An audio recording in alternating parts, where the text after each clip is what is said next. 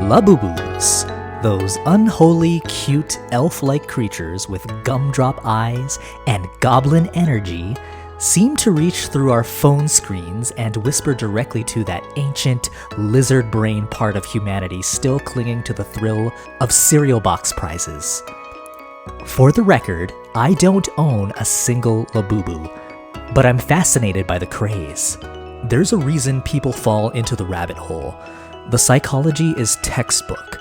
Intermittent rewards, limited editions, a dash of manufactured scarcity, and the soft allure of belonging to an exclusive club of the obsessed. Collecting, especially in mystery box form, is an identity performance wrapped in foil packaging. And the deeper you go, the more you tell yourself it's all under control. Of course it's not. I say this as someone who mostly watches the madness unfold like a sociologist with a snack. I don't chase every release. I don't need a wall of Bearbricks silently judging me while I fold laundry. But every now and then, I dip a toe in. And in 2016, I accidentally cannonballed. The culprit? A series of artsy little vinyl stormtrooper helmets released in the Disney parks after debuting at D23. They were part of the Star Wars Legion Helmet Project, a creative initiative where artists from across the Disney universe transformed full-size stormtrooper helmets into unique works of art.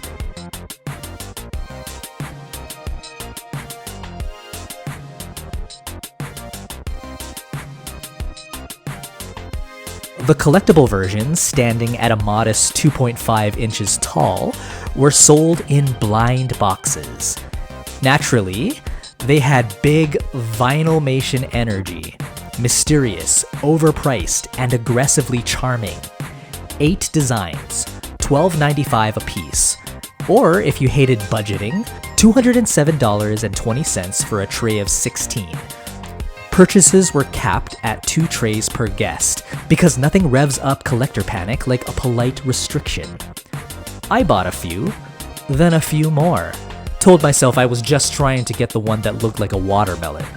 What I actually got were some duplicates, but honestly, I didn't mind. They made for great gifts.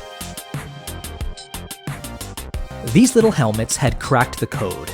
Take pop culture, wrap it in mystery, sprinkle in just enough artistic cred to justify the impulse, and boom, adult Easter egg hunt. To date, the Legion project has transformed over 300 full-size helmets into art since its 2014 launch, so the collectible series has enough fuel to run for decades. Thankfully, I stepped away after my brief tour of duty. 1 shelf's worth of Stormtrooper heads was enough. Since then, I've watched mystery boxes grow into a full-blown cultural phenomenon, like Funko Pops got bitten by radioactive Schrodinger's cat. From Tokidoki's cactus pups to Bearbricks drenched in Keith Haring's squiggles, every new line brings a fresh wave of hype, hoarding, and online trading wars. I've mostly kept to the sidelines, popcorn in hand, until, of course, Disney got involved. Which brings us to the present day, or rather to a wonderful evening at Disneyland Resort. My husband and I were riding high on a sugar crash and the faint spiritual buzz of animatronic nostalgia when we stumbled upon them, Disney Munchlings. There they were. Cupcake Stitches, Cinnamon Bun Mickeys, and Churro Timons. But the crown jewel, the white whale, the miso soup-colored dumpling-eared legend known only as Ramen Pluto.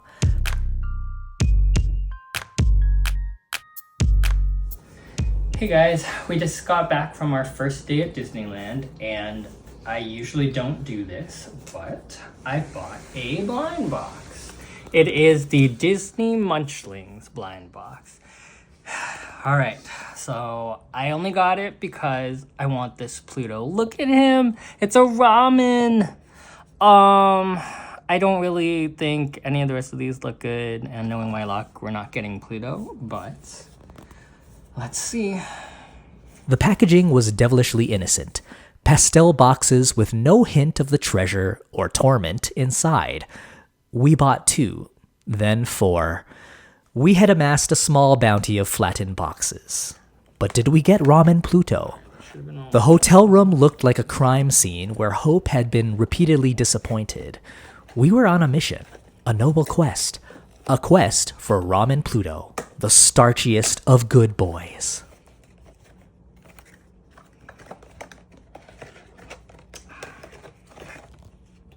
Oh, what is this one? We tore through box after box like caffeine-fueled gremlins. So this one is the Mickey onion ring.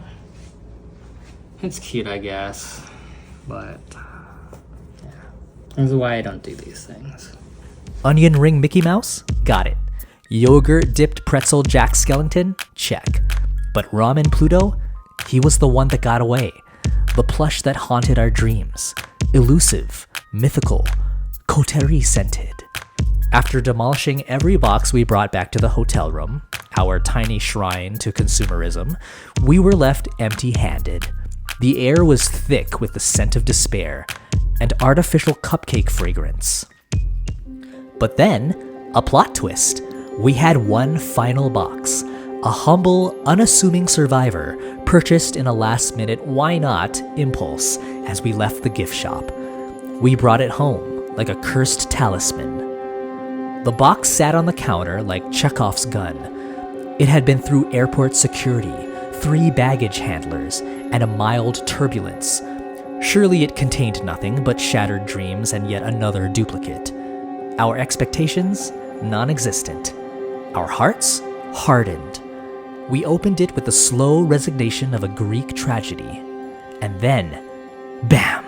There he was, Ramen Pluto. Noodles and all. We screamed, we danced, we might have cried. The dog looked concerned. The neighbors definitely heard. It was the plushy equivalent of pulling Excalibur from a vat of miso soup. Victory was ours. The quest complete. We will never emotionally recover, but in the best way possible. And now, we're changed people. We've peeked behind the pastel curtain. We've stared into the plush void. We know the joy of the rare pull and the sting of the repeat. We're not full-blown collectors. We're tourists. But even tourists bring home souvenirs. And sometimes those souvenirs multiply like mogwai in the dark. So where do we go from here? Mystery boxes aren't going anywhere. They are the loot boxes of the physical world. Tiny cardboard delivery systems of hope, regret, and serotonin. You'll tell yourself it's silly, irrational, late capitalist chaos. And you'll be right. But that won't stop someone, maybe not you, but definitely someone, from grabbing just one more for the road.